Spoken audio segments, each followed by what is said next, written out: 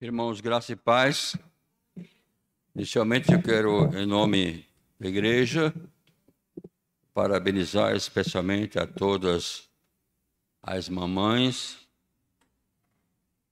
a mamãe casada, a mamãe solteira, a mamãe viúva,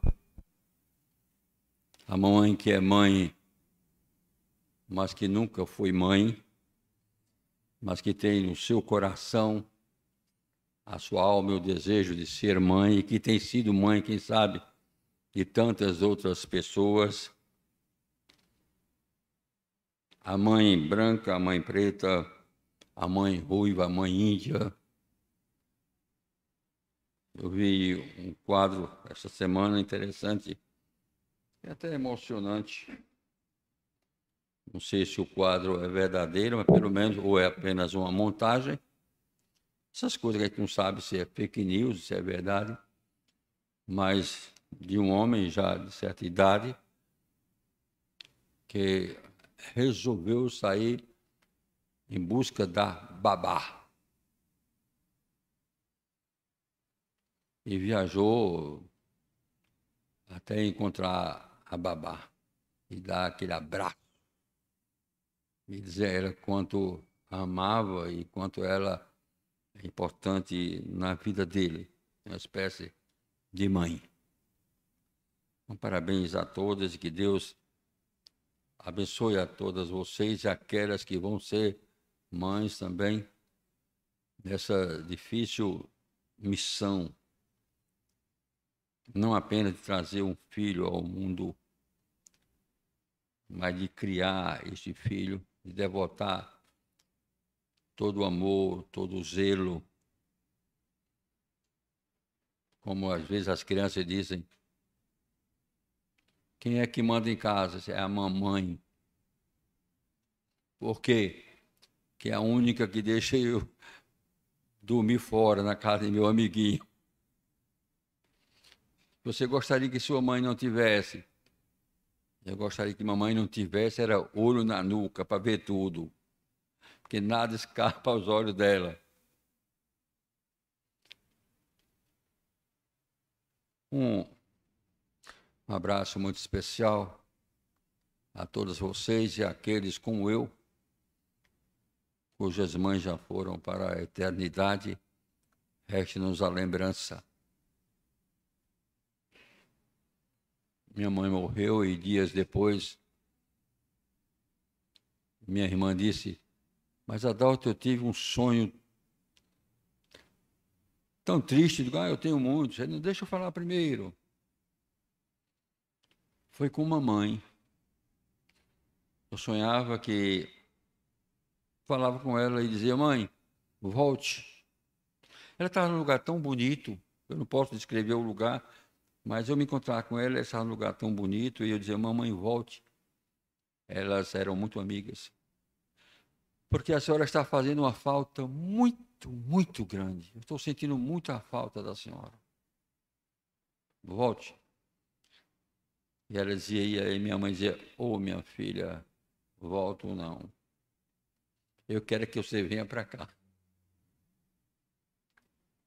Porque aqui é muito bom. É muito bom. Meus irmãos, neste dia tão especial, não vou fazer nenhum poema às mães. Eu preferi a gente colocar no boletim da igreja uma página que sempre me chamou muita atenção, de um pastor querido, chamado Reverendo Ismael Feijó de Melo, a quem Deus o amou tanto que não deixou que ele sofresse tanto aqui e o levou. Ele era pastor da igreja presbiteriana de Campina Grande e escreveu essa página aí, Cantigas de Niná. Eu, quando republiquei, pedi para Danilo republicar, é que além de ter sido muito amigo meu e de Reverendo Valmir Soares, foi da turma de Valmir. Ele tem uma filha que é muito amiga nossa, de quem eu gosto muito também. Tem uma forma de homenagear aquela mãe extraordinária, que é essa filha de Feijó. Quando a mãe dela adoeceu gravemente, chamou-a e disse: minha filha, eu estou muito triste porque eu sei que vou partir e vou deixar. A gente tinha uma filhinha na idade da neta. Minha filha, ela disse: não, parta tranquila, porque essa minha irmã eu vou criar com a minha filha como se filha minha fosse. Fez isso.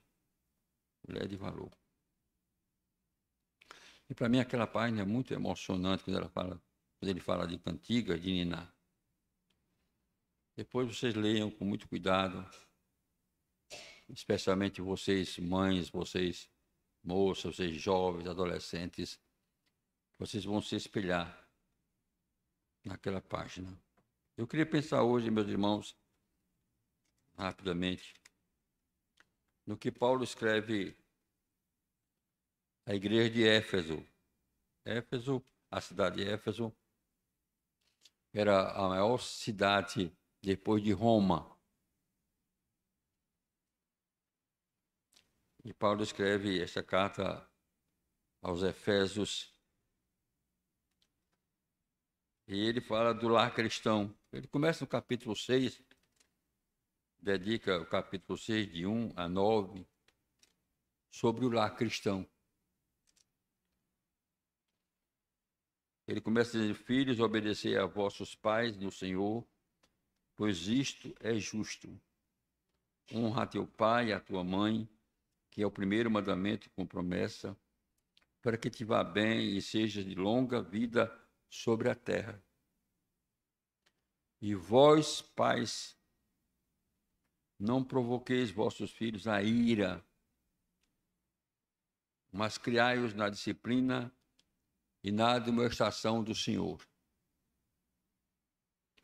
Quanto a vós outros servos, Paulo está escrevendo para os crentes da igreja de Éfeso: obedecei a vosso Senhor segundo a carne, com temor e tremor, na sinceridade do vosso coração, como a Cristo, não servindo à vista como para agradar a homens, mas como servos de Cristo, fazendo de coração a vontade de Deus, servindo de boa vontade como ao Senhor e não como a homens. Certo de que cada um, se fizer alguma coisa boa, receberá isso outra vez do Senhor, que seja seu servo, quer livre. E vós, senhores, está falando para os senhores cristãos, de igual modo, procedei para com eles, deixando as ameaças, sabendo que o Senhor, tanto deles como vosso, está nos céus, que para com ele, quem? Deus, que é o Senhor, não há acepção de pessoas. Eu creio, meus irmãos, que esse texto, por si só, basta a gente ler e aplicar os nossos princípios éticos, morais, espirituais, aqueles princípios de valor, só seria suficiente para nós nesta manhã. Mas vamos refletir alguma coisa. Hoje todo mundo usa celular, quase todo mundo, sempre existe alguém, um ou outro. E se você tem o celular, você tem a internet, porque celular sem internet não funciona muito, né? Você abre seu celular, se quiser, e vai ao Dr. Google, e no Dr. Google você vai ao artigo 226 da Constituição Federal. Isso aqui hoje é um computador, né? Artigo 226 da Constituição Federal. Fácil de procurar. E o artigo 226 da Constituição Federal, é interessante que antes do artigo 226, ele faz um introito aqui no Google sobre a Constituição. Nós, representantes do povo brasileiro, reunidos em Assembleia Nacional Constituinte, para instituir um Estado democrático destinado a assegurar o exercício dos direitos sociais e individuais, a liberdade, a segurança, o bem-estar, o desenvolvimento, a igualdade e a justiça como valores supremos de uma sociedade fraterna, pluralista e sem preconceitos, fundada na harmonia social e comprometida na ordem interna e internacional, com a solução pacífica das controvérsias, promulgamos, sob a proteção de Deus, a seguinte Constituição da República Federativa do Brasil. Veja que coisa bonita, né? Bonita. Nossos constituintes fizeram. Vale a pena, de vez em quando, você dar uma passada e ver que coisa bonita. Aí vem o artigo, todos os artigos, o artigo 5º, tá, que nós conhecemos, espero, e vem o artigo 226, que é da família. Artigo 226 da Constituição Federal. A família, base da sociedade, tem especial proteção do Estado. Ou seja, os nossos constituintes pensaram com muito cuidado a família. De lá para cá, muita coisa tem mudado, infelizmente. Porque todo problema não é o problema da lei em si, mas é da interpretação ou daqueles que interpretam a lei. Não, mas a lei não quer dizer isso. Existe um livro muito importante que foi escrito justamente naquele episódio de Tancredo Neves, quando Tancredo Neves morreu e tal. Quem é que assume a presidência? Se é Sarney, se é um outro, e havia muita gente interessada. E aquilo foi uma briga séria. Existe um livro de uma pessoa que foi, inclusive, do Tribunal, do Superior Tribunal Federal, e foi ministro, escreveu esse livro. Mostrando que todo aquele episódio, que foi um dos episódios mais sérios da história brasileira, foi resolvido por causa de uma vírgula no texto constitucional. Uma vírgula. Aí depois você procura, eu dou o nome do livro, vocês vão lá e vê isso aí. Um dos episódios mais sérios da história brasileira foi resolvida por causa de uma vírgula no texto constitucional.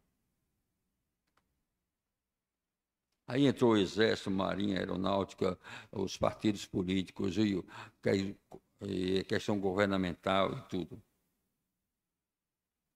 Bom, nós não vamos comentar aqui a nossa Constituição, mas estou apenas mostrando como a família é importante no conceito da nossa República e no conceito constitucional. Como a família é importante. Hoje em dia, estão acabando com a família.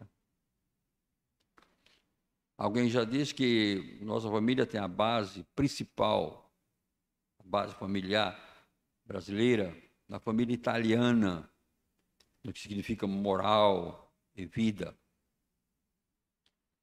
Pouco a pouco, as decisões governamentais mudam, interpretam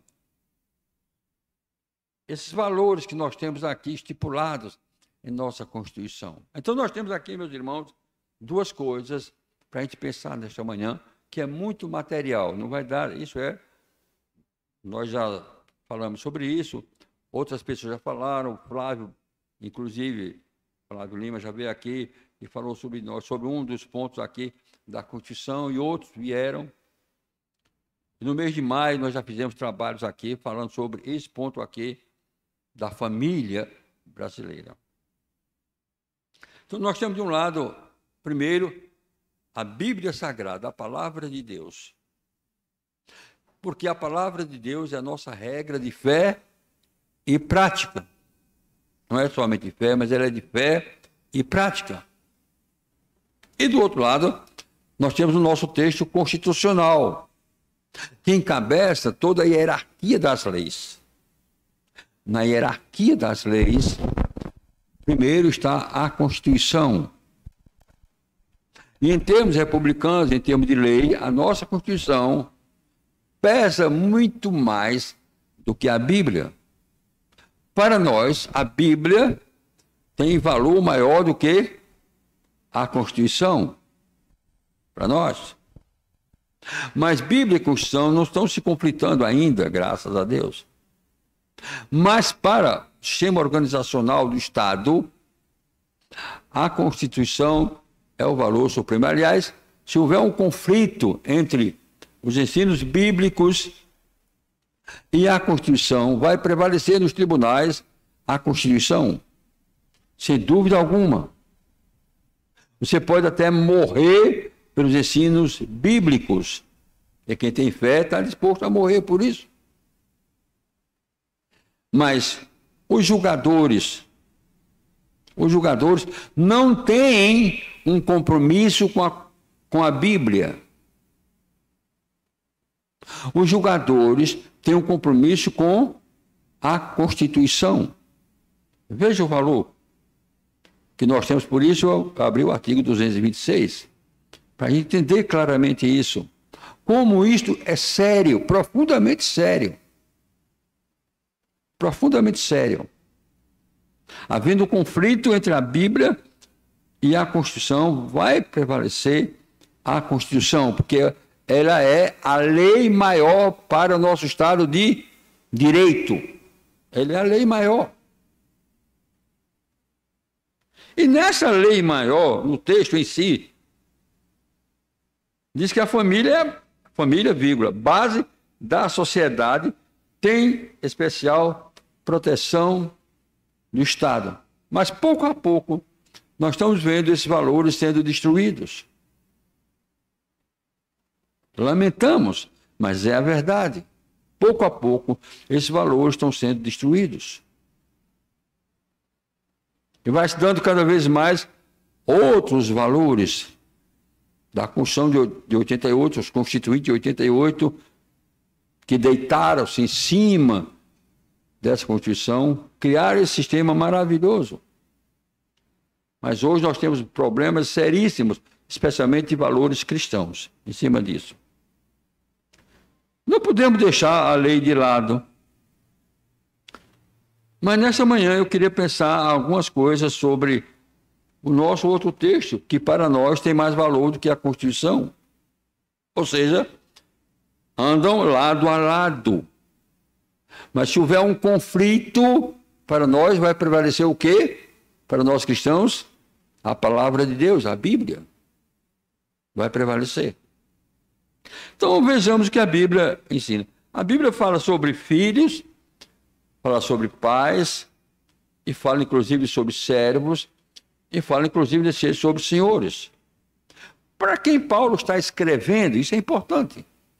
Paulo está escrevendo para uma igreja que está numa sociedade corrupta. Dizem os historiadores que possivelmente a cidade de Éfeso, por ser uma cidade grande, que chegava a quase, alguns acham, quase 400 mil habitantes, outros dizem 350, entre 300 mil e 400 mil, sei que a diferença é muito grande, 100 mil habitantes, mas cerca de 400 mil habitantes, era uma cidade muito corrupta, inclusive do lado religioso, porque parte da sua economia, da economia da cidade, se baseava justamente em questões religiosas. Lá, inclusive, existia o templo da deusa Diana dos Efésios, Afrodite dos gregos, Diana dos romanos. E é nesta cidade, e para esta cidade, e para os crentes que vivem nesta cidade, que Paulo está escrevendo. Que está doutrinando, que está ensinando. É interessante que a cidade foi destruída mais ou menos no ano 600 depois de Cristo, mas até o ano 162, quando ela chegou quase ao seu apogeu, antes de Cristo. O que é que ele está ensinando? Ele está ensinando para filhos, para pais, para servos e para senhores. Então, uma cidade antiga, que ninguém sabe nem quando foi fundada, mas muito antiga, recebe, neste ano de Paulo, nessa época de Paulo, vai receber ensinos totalmente diferentes do que até então havia praticado. Ensinos totalmente diferentes. Que são ensinos cristãos. O primeiro ensino aqui vai falar sobre a obediência dos filhos. E aí os jovens aí, os adolescentes vão gritar logo, lá vem pancada, né? Filhos, obedecei a vossos pais no Senhor. Filhos, obedecei a vossos pais. É lição bíblica. É da palavra de Deus. É da palavra de Deus. Mas não é apenas filhos, obedecei. Ele diz que isso é justo. Isso é justo. Eu sei que existem muitas interpretações. Uma, inclusive, já foi ensinada aqui. Particularmente não concordo. Eu disse ao pregador que não concordava com a interpretação dele. Quando disse, e vós pais não provoquei vossos filhos a ira, mas criai na disciplina do Senhor. E disse, não, isso é a ira de Deus. Gramaticalmente não existe. Gramaticalmente, Paulo está falando sobre a ira mesmo. Pais que provocam filhos a ira. Pais que provocam. É de que Paulo está falando. Ensinam coisas ou exigem coisas que não deviam exigir. Um certo dia, eu era pequeno, início de adolescência. Eu tive a oportunidade de me hospedar numa casa em que o senhor, o homem da casa, criava uma neta.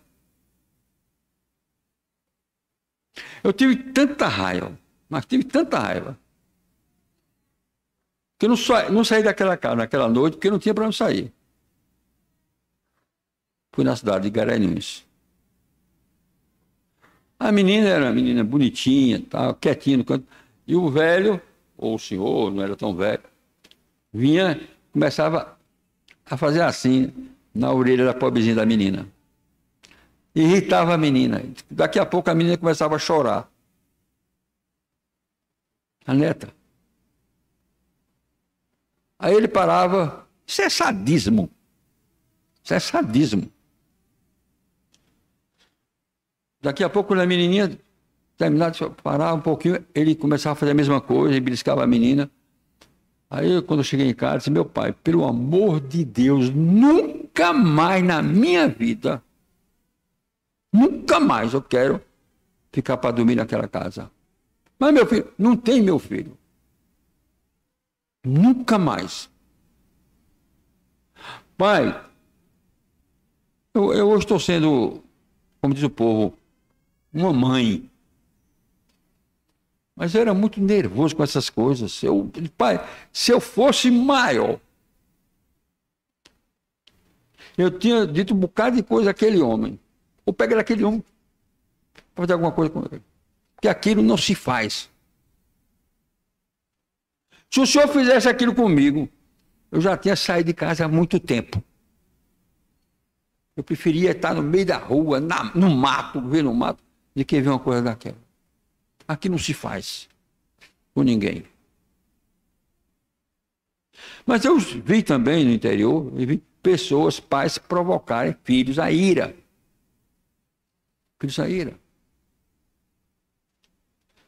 Então, Paulo ensina duas coisas. Primeiro, que o filho seja obediente e que os pais não provoquem os filhos à ira.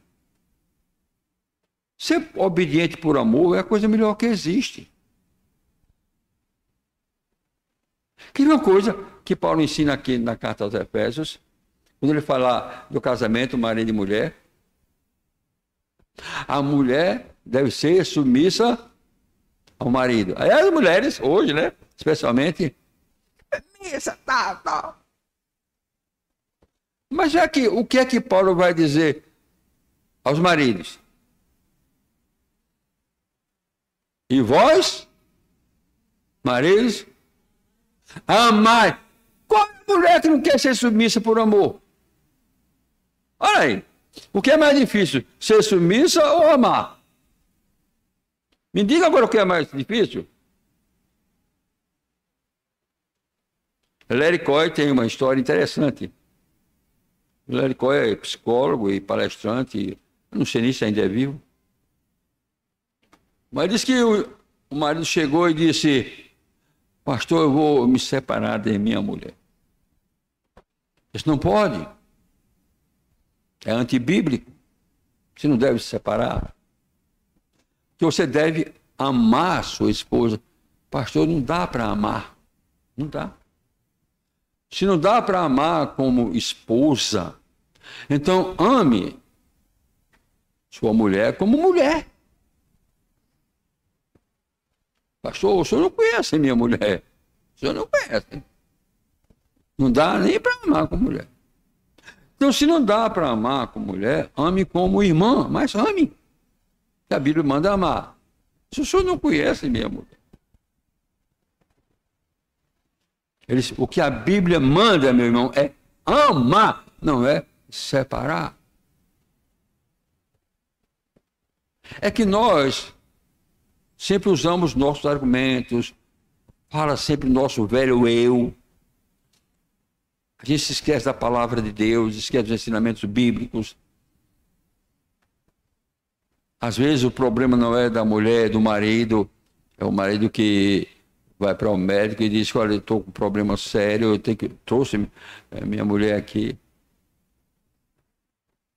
Aí fez consulta, aí tudo bem, o médico examinou os ouvidos, porque essa mulher não está me ouvindo. Quando foi um dia, a mulher lá na cozinha e ele: fulana, o almoço já está pronto, e ele não ouviu. A segunda vez, a terceira vez, se aproximou mais e disse: fulano, daqui a pouco, da quarta vez, você não está me ouvindo? Ela disse: desde a primeira vez que você falou lá, que eu respondi. Quem não estava ouvindo era ele. Mas para ele, a culpada era a mulher. A mulher que não estava ouvindo, quando era ele. Mas das vezes quem trabalha com casais,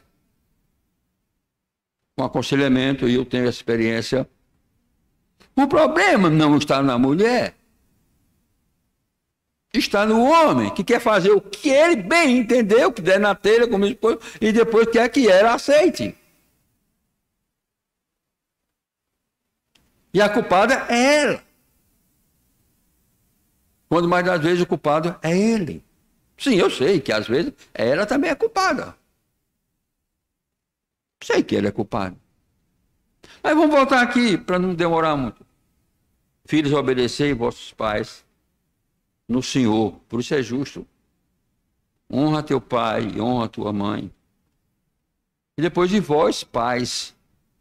Não diz, pai, vós pais. Vós pais. Não provoqueis vossos filhos a ira, mas criai-os na disciplina e correção do Senhor. É o que a Bíblia manda. Depois ele vai falar de pessoas crentes, de servos. Porque naquela época, na sociedade, havia cristãos que eram servos. Havia cristãos servos. E Paulo está escrevendo para esses cristãos. E se vocês que são servos, sirvam aos seus senhores como ao Senhor. É fácil? Não, não é fácil. Não é fácil. Mas Paulo está escrevendo para cristãos, e aqui servos, tinham muitos deles que os seus senhores eram cristãos, e alguns outros senhores não eram cristãos. Mas o parâmetro do apóstolo Paulo é para todos, que os servos deviam servir como ao Senhor. E a expressão é servindo, não servindo à vista como para agradar a homens, mas como servo de Cristo, fazendo de coração a vontade de Deus. Aqui também, meus irmãos, há uma questão evangelística, de exemplo. Nós evangelizamos com exemplo. Dependendo do exemplo que o servo estaria dando, podia estar evangelizando o Senhor. Paulo fala de homens, fala de mulher, fala de marido, fala de mulher na carta aos Efésios, fala de filhos, fala de pais, fala de servos, mas fala também de senhores. Fala de senhores. E vós, senhores, havia crentes também que tinham servos. E servos que fossem cristãos ou não, mas haviam. Então Paulo vai instruir esses senhores como deve tratar. Em outras palavras, como deve tratar o empregado. Não fossem as leis que nós temos, as leis trabalhistas, pobres dos empregados, ainda hoje estariam na escravidão. Ainda hoje. Porque eu vi um pastor, colega meu, usar esse exemplo, e eu disse depois ao colega, meu irmão, se você acredita nisso, tudo bem. Eu não acredito. Que um homem chegou e queria um trabalhador, servente de pedreiro, e o homem chegou, um chegou e olha, o senhor está precisando de trabalho, eu vim aqui, pois não. O senhor quer trabalhar? Quero. Pega esse carro de mão e pega essa metralha e tire deste lugar e coloque naquele lugar aí. Aí o homem pegou, à tarde, terminou, voltou e disse, olha, terminei, você vem amanhã de manhã. No outro dia de manhã, o homem veio, ele disse, eu me arrependi. Pega essa metralha lá, traga de volta. Aí ele trouxe, meio-dia chegou, terminou, eu disse, vamos almoçar. Quando voltou, eu disse, bom, rapaz, me arrependi, bota de volta. Aí voltou e disse, e agora? Agora você está empregado. Por quê? Porque eu quero uma pessoa que obedeça às minhas ordens e não as conteste. Eu estou pagando. Aí eu disse, se fosse comigo, eu saía. O senhor não sabe o que quer, eu sei. Vai embora. Quer não. Quer esse trabalho não. Eu disse, é assim que você acha que Deus vai tratar? A gente tem que obedecer às ordens de Deus. Eu disse, primeiro você está errado, meu colega. Era pastor amigo meu. Esse é amigo meu. Esse pastor que estou falando não era, é amigo meu. Aliás, eu sou amigo dele. E ele disse que é amigo meu também. Nós somos amigos. Eu disse, meu irmão, não conte isso não. Por quê? Porque aquele senhor podia não saber o que queria, mas Deus sabe. Deus não vai fazer essa brincadeira com a gente, não. Ó, Deus não brinca assim com a gente, não. Portanto, nunca mais conte essa história no seu púlpito, comparando esse indivíduo que não sabe de nada, não sabe o que quer, com Deus, para eu obedecer ao meu Deus, sem contestar suas ordens. Não, Deus sabe o que quer. Mas há pessoas que pensam que pagam, eu estou pagando, eu posso usar o empregado como eu quiser.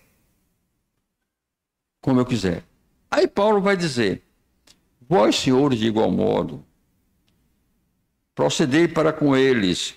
Como?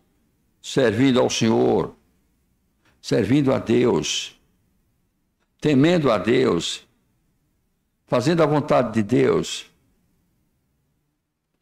deixando as ameaças. Se você não fizer, eu demito.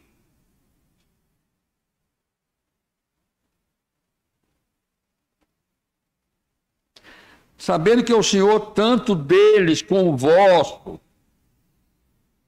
está nos céus.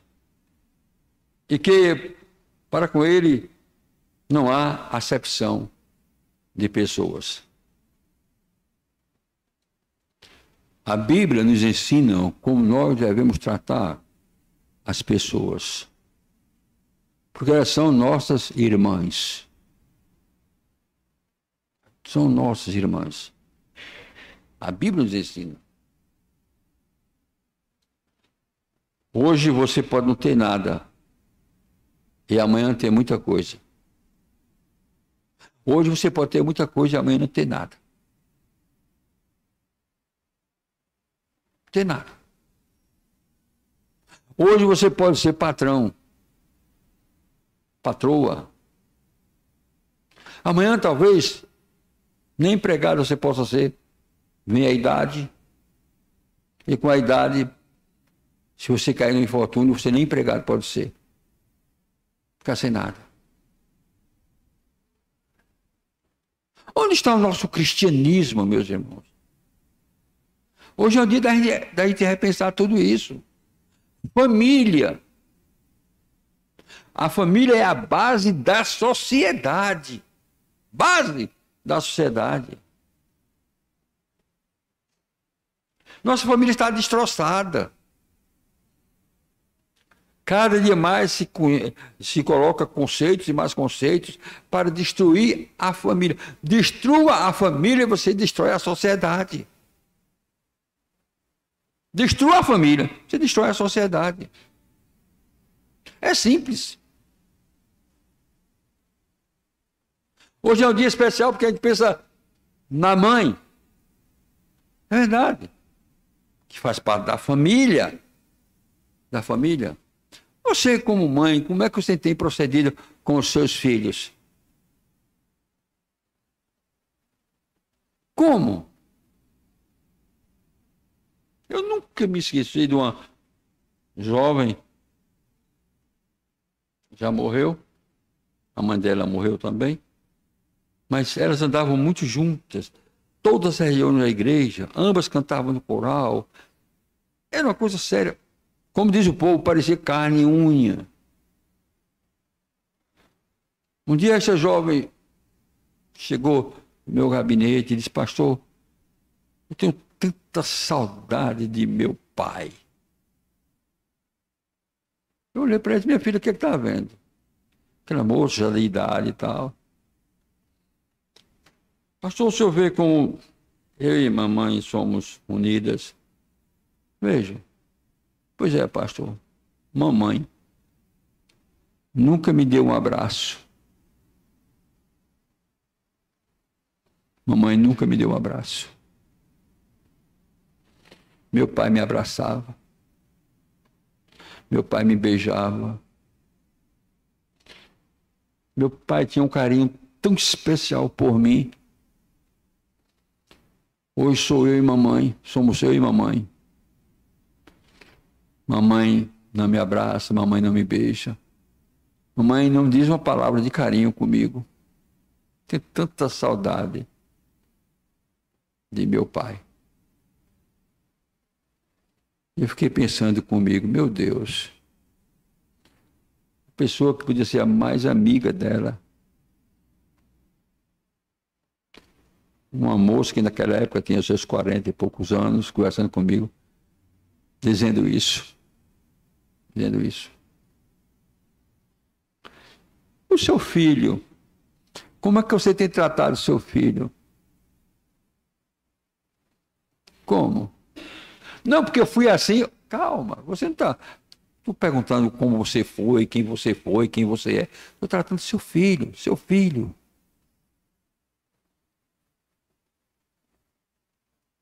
Você quer amor? Dê amor. É simples. Você quer amor? Dê amor. Por que um dia eu tive que dizer a um presbítero, que naquela época eu tinha meus 40 e poucos anos, e ele já tinha 70 anos, porque eu disse a meu filho isso e isso, eu olhei para ele: você disse isso a seu filho? Deixe. Vá pedir desculpas a ele. O filho era casado, oficial do exército. Como é? Vá pedir desculpa. Vá pedir desculpa a ele. Mas, pastor, vá pedir desculpa. Porque amanhã você só terá ele. Talvez seja ele, uma família grande que ele tinha, talvez seja ele o único que fique com você. Não deu outra. Sem eu saber, eu estava profetizando. Quando esse homem adoeceu de câncer de pulmão, que ficou numa rede, sem poder respirar. O único filho que chegou para ele foi aquele que ele era mais duro. Mais duro.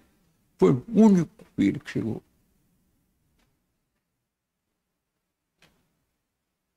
Será que esse filho estava fazendo por amor ou por obrigação? A pior coisa que pode acontecer, meus irmãos, é alguém fazer alguma coisa a você por obrigação. Um filho fazer por obrigação. E não por amor. Você, mãe, hoje é dia da gente endeusar as mães. Que hoje talvez só conte com seu filho. Quantas hoje talvez nenhum telefonema receba. Quantas hoje chega no asilo, nem um alô, nem a visita de um filho. Filho ingrato. Pode ser. Pode ser ingrato. Mas será que a mãe plantou? Será? Filho ingrato, porque o pai está passando. Será que não foi o pai que plantou esse filho ingrato? Será? Que na sociedade que nós estamos vivendo, não somos nós que estamos plantando?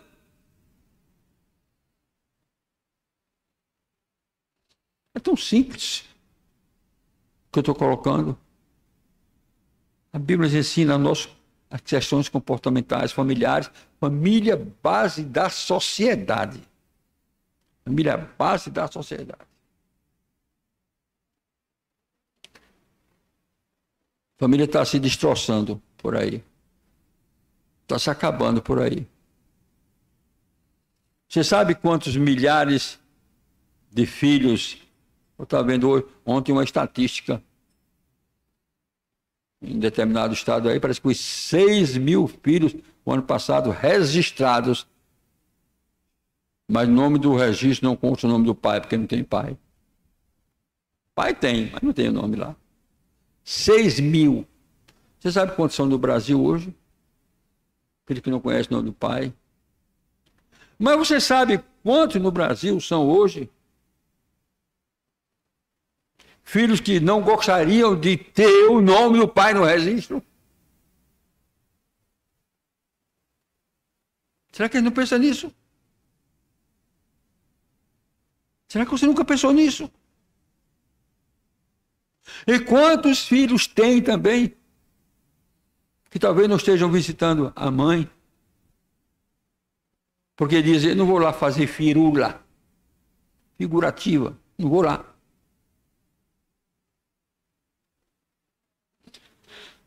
Se nós queremos um lar, meus irmãos, não é um apartamento de cobertura. Um lar não é uma casa enorme, bonita. Eu já visitei casas para atender casais, família. Casa tão luxuosa que quando eu fui entrando não tive muito cuidado, quase ia caindo por causa do tapete. Literalmente, quando eu pisei assim, ele vou afundando. E a infelicidade ali. A infelicidade estava lá dentro. Não é casa de cobertura. Não é apartamento de cobertura. Não é casa suntuosa. Lá é família. Lá é família. Não pense que o que vai dizer hoje, seu amor pela sua mãe, é convidá-la hoje para um almoço especial. Talvez alguns era precisar dizer, não quero, não quero, eu queria mais um abraço. Eu queria muito mais um abraço do que um almoço especial. Não estou sendo contra o almoço especial, em absoluto. Mas estou mostrando apenas, meus irmãos, o que é mais importante para a nossa vida, como filhos de Deus, como família de Deus. Viver segundo a palavra de Deus.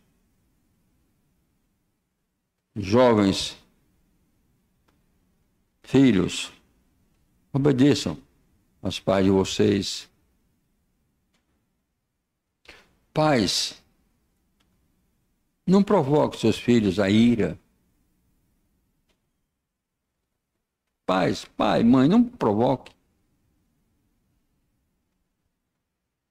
Servos, empregados, sirvam aos seus patrões como se estivesse servindo a Deus. O galardão vai ser do Senhor. E depois ele vai dizer com muita propriedade: patrões, trate bem os empregados. Só falta dizer, porque você pode ser empregado amanhã.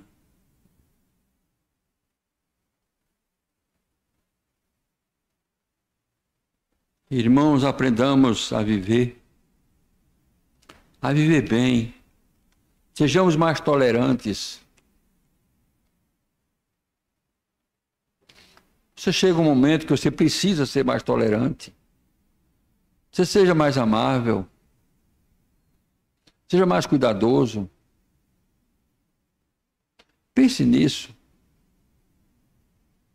A vida é rápida. A vida é rápida. Quando você pensar que não, ela já passou, já era. Já era. Eu quero concluir justamente com aquilo que Jesus, aquela parábola de Jesus do rico avarento. Do rico inteligente, mas avarento. A herança de um homem foi grande. Ele colheu muito. Ele colheu tanto que disse, onde eu vou botar meus frutos, minha colheita? Eu vou fazer isso. Inteligente. Eu vou construir celeiros, armazéns, e vou guardar toda a minha colheita. Vou armazenar. Quando eu armazenar, eu digo à minha alma, alma, come, bebe e folga, porque você tem aí em depósito muita coisa para muitos anos. Jesus disse que ele ouviu a voz dizer, o que tens preparado? Para quem será?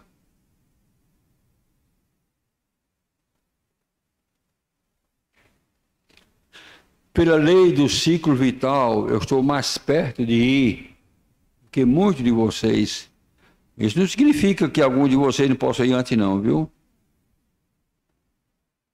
Mas pela lei do ciclo vital. Pela lei do ciclo vital, alguns também aqui são mais próximos que os outros, se obedecesse realmente à lei do ciclo vital.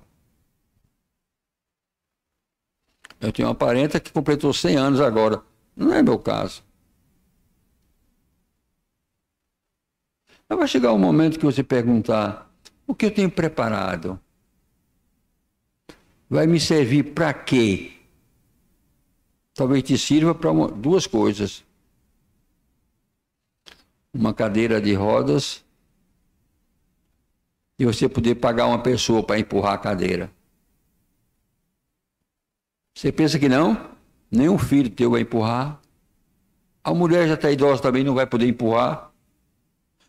Nem para dar banho a você ela vai poder dar. Tem que ser uma pessoa que você vai pagar. Então, se você tiver dinheirinho, vai pagar. E aqui a pouco você fica assim, Senhor, me leve me leve logo.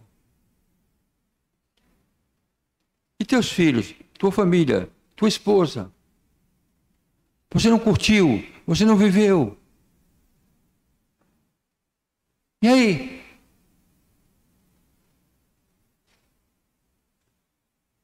Esta é a palavra para a família nesta manhã. Não é porque tem a proteção especial do Estado e deve ter. A nossa Constituição cidadã cuidou disso. Cuidou disso. Mas é para você curtir seu filho. Esposas, cuide do marido. Se você quisesse o melhor marido do mundo, não era esse. Pode crer. E se você mudar de marido, só vai mudar de defeito. Só. Mãe, ama teu filho. Ama teu filho. Filho, ama tua mãe. Ama tua mãe. Ama enquanto é tempo. Amanhã é tarde demais. Como no boletim, na cantiga de Niná, do reverendo Ismael Feijó.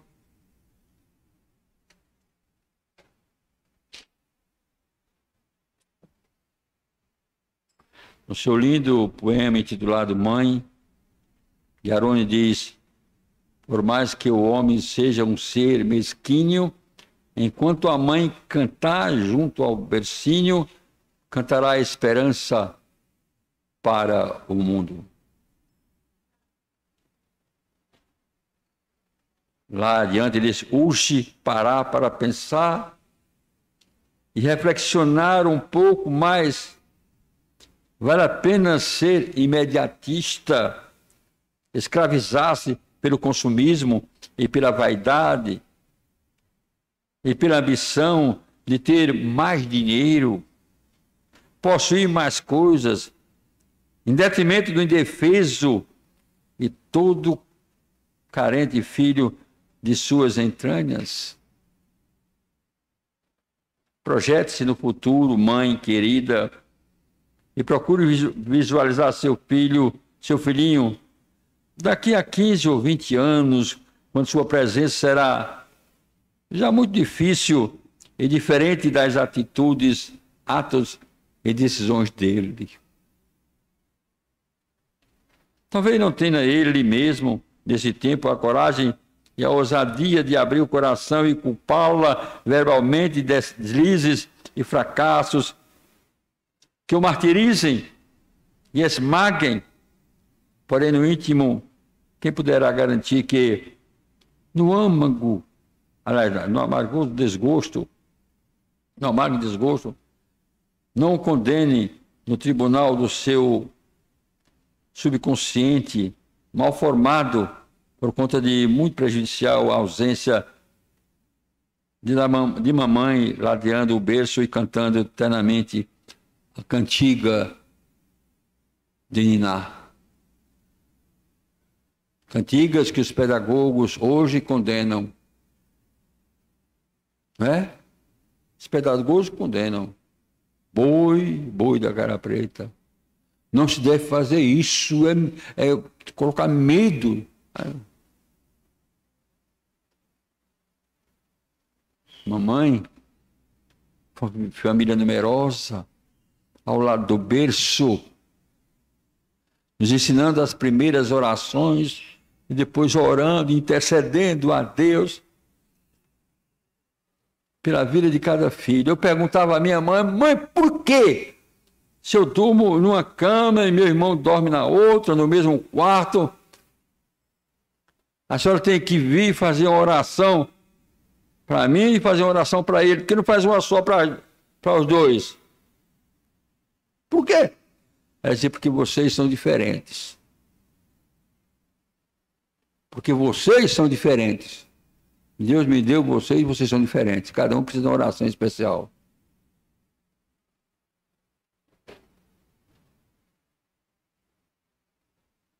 Porque nós, pais, entregamos tanto às mães Esse cuidado que nós deveríamos ter e não temos. Porque mesmo as mães, às vezes, tão rígidas, tão bravas, na maioria das vezes são mais amadas do que os pais. Que a figura do pai é para exemplar, é para bater e não para amar. Ame enquanto você pode amar. Ame enquanto você pode amar. Viva enquanto você pode viver. Viva. Se nós pegarmos isso aí e trouxermos para a igreja, é assim que devemos ser também, meus irmãos. Não maltratando ninguém, respeitando todas as pessoas, amando cada uma delas e vivendo para a glória de Deus. Deus lhes abençoe. Amém.